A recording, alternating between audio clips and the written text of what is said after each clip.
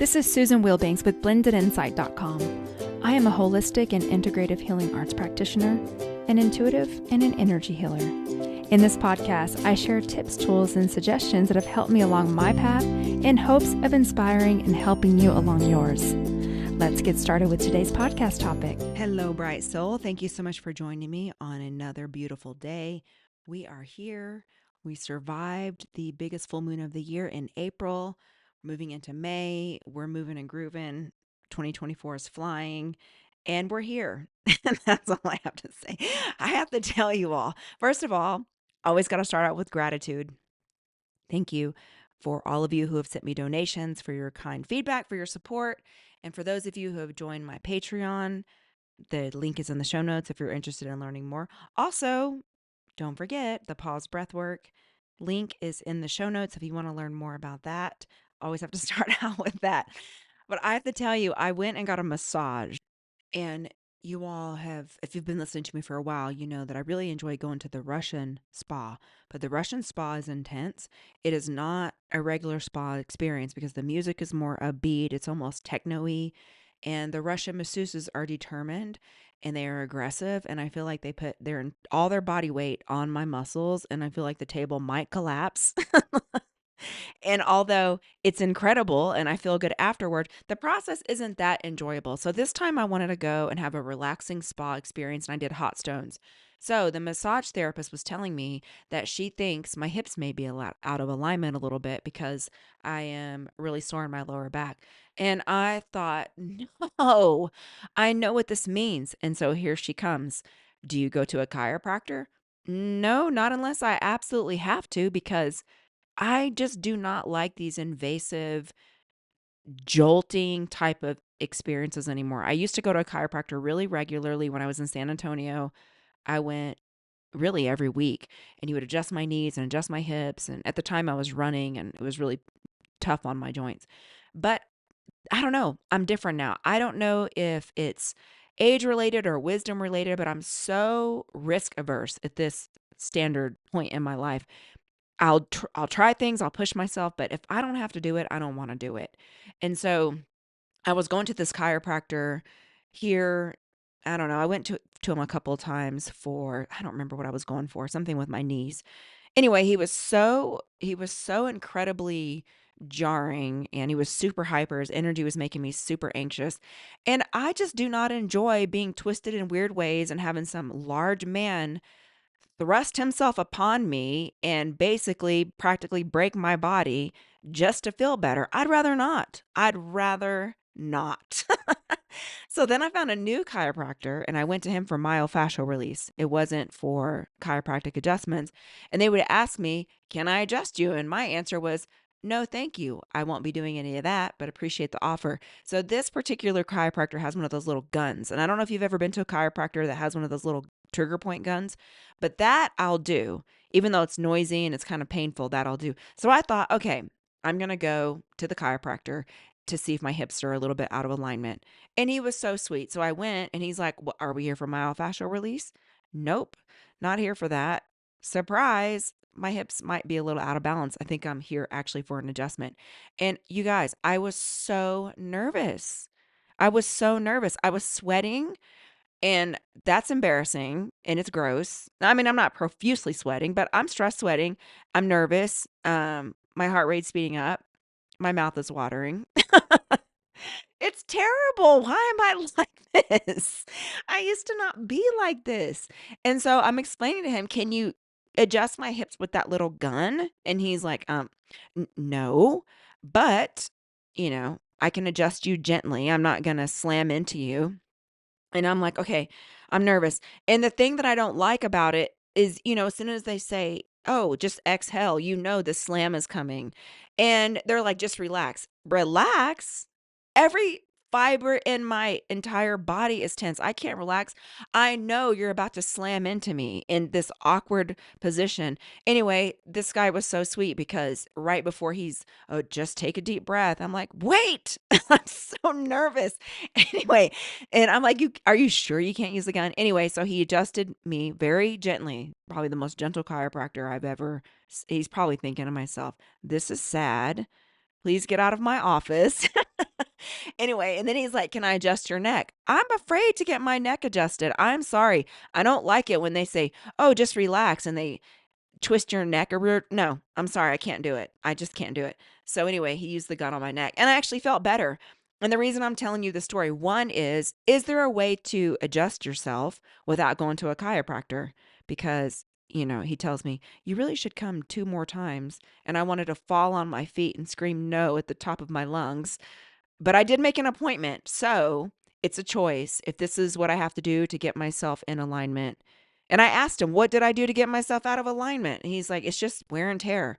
So I don't know of any other way to adjust your body. So I'm going to go for 2 more times. I used to have an inversion table, but it took up so much space and it was just so bulky and ugly. I'm like, I don't want to do the inversion table thing. I mean, if it works and I have to, okay, but they're just so darn bulky.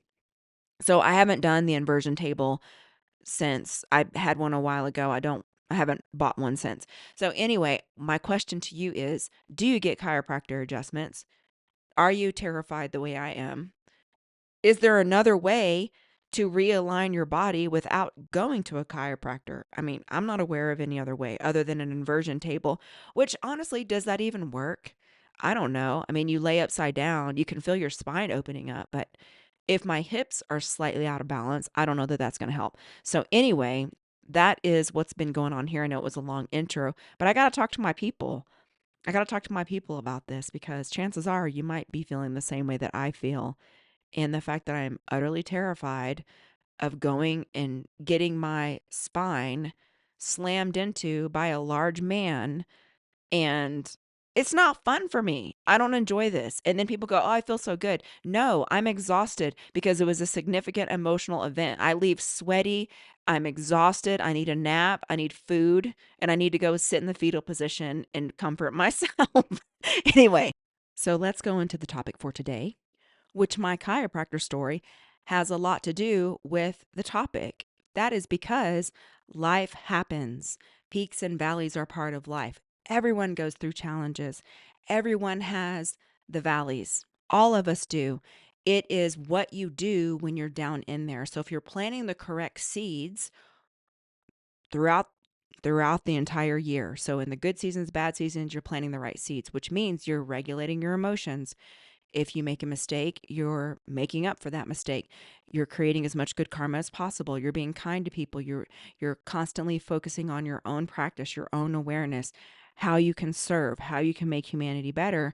Then those valleys aren't as steep and you can climb to the peak with a lot more ease because you're not down there feeling sorry for yourself. I'm not saying we don't go through moments where this sucks. I feel sorry for myself. I still go through those moments, but I'm not wallowing in it.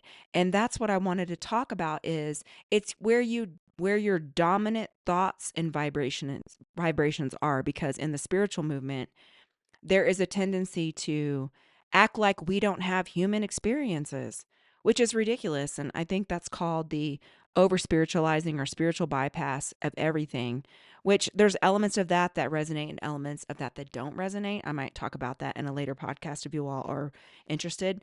But it's your dominant thoughts, your dominant vibrations, your dominant behavior, because that's the consistency and the majority of where you're putting your emphasis on that creates your reality and your experiences. It creates the stories you're telling yourself, and it creates ultimately your livelihood of what you're experiencing on this planet. So, in all things, when life happens, it's happening. And the tendency is to spiral like, why? I'm such a good person. I do all this, I do all that. And I don't know why this is happening. I don't know all the answers. I even go through that because I'm very analytical. So when the bottom starts to fall out, experience has taught me that an upgrade is close, because I know that when an upgrade is close, anything that doesn't match that vibration has to fall off for me to be prepared for the new level. So I know when the bottom is starting to fall off, when people are starting to get ugly at me for no reason or misinterpret what I'm saying, or in the dating realm, when the men start to get like super sexual or super grimy, it comes in waves. It's fascinating to watch when the mask fall off. I mean, the mask of people falls off so incredibly quickly. It's insane. I used to be about a month of talking to someone before the mask fell off. I'm down to 2 weeks. So I know that the up leveling is swifter and I know that I'm closer. So I've learned to look at that like, oh, look, I know that there's peaks and valleys in life. So when I'm going down into the valley, I know that what's on the other side is a higher peak. So when I can feel the valley coming on, I'm like, oh, look, here's another shedding. So I know the peak is coming. And it is about the story you tell yourself. Because if I told myself what most people do, nothing ever works out. I think of Eeyore on Winnie the Pooh. Nothing ever works out for me. Oh, woe is me. I'm such a good person and it doesn't work out. And look at this person. And then looking at other people's projected life of what they want you to see. Although I can tell you from the work I do, what they're showing you is hardly ever what's going on beneath the surface. Even in daily life, when people say, oh, I'm doing so good, I'm on this trip, I'm taking this trip, and I'm looking right beneath what they're telling me, and I can see the depression, the anxiety, the financial hardship. I can see all those stuff. But I have compassion because our human condition or our societal condition is to project our best foot forward. And I do it too, so there's nothing wrong with it. I'm not going to tell, the massage therapist when she says, how are you doing? Well, gee, and unload my stuff. I mean, a part of it's just manners and politeness that we've learned in society. So it's really about what you're focusing on and what you're telling yourself and knowing that, yes, you're going to get knocked down, but you can get back up. And what's next? What can you do in this moment to propel yourself toward your deepest desires, your purpose, what you're here for, and what you're becoming? Because what you are now is a representation of all the thoughts and behaviors and beliefs that you previously held because it propelled you to this moment in time. So, what you're becoming is also propelled by your thoughts and behaviors and your intentions and where your dominant thoughts are right now. So, it's a good practice just to remind yourself of I'm not going to freak out when I have a meltdown or when I behave in an unkind way or when I'm a human being, well, I'm actually a spiritual being having a human experience, but I am in a physical body in a material world and I do have human things happen. So, knowing that, it's like, okay, so I'm going to give myself grace for that and give myself compassion and then recognize it's okay to be there. I'm still a spiritual person. I'm still doing the work. It is okay. But where do I want to be? Like what's my focus? What's my goal? What is the outcome I'm desiring? And then put my attention there in an energetic sense to align with it vibrationally because it happens vibrationally first. And again, you can have two different people experience the same thing. Each person attaches a different meaning. One person has peace about it, and the other person has brought themselves down. And so it's always reaching for the higher feeling thought and then taking action. Because, yes, it happens in the energy world first, but then you have to take action. So it's not just sitting around meditating all day and thinking good thoughts without acting. You got to like walk it out. And that's the other piece that I see missing a lot in the spiritual movement is it's just sitting around and, setting the intentions and if it feels good, but then there's no practicality. And we're in a material world. So, yes, we're spiritual beings that came to a material world. And the material world is it's very practical. So the spirituality must be carried out in practicality. And I know I'm preaching to the choir because I know you all know these things. But for whatever reason, the exact title dropped in and I was led to talk about it. So that is why I'm here. And I thank you for listening, especially if you've listened this far. And with that, I'm going to go into a healing with you, and you can uncross your arms and legs. I will turn the healing on, and we will blast you with some beautiful healing energy.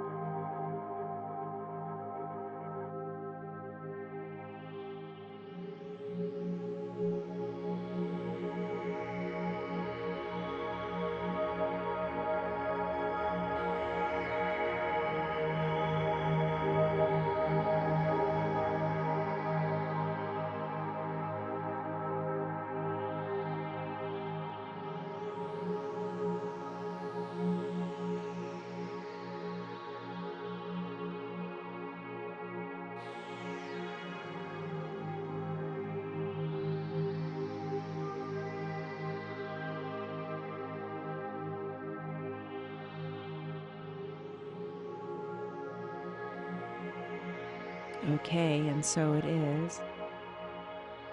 You can come back into your body. And as always, if you feel drawn, you can check out the link to my Patreon below. We would love to have you.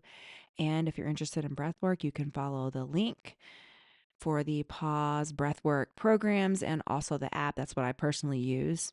And as always, I want to thank you so much for being here, and I wish you a beautiful week. Take care. Bye-bye.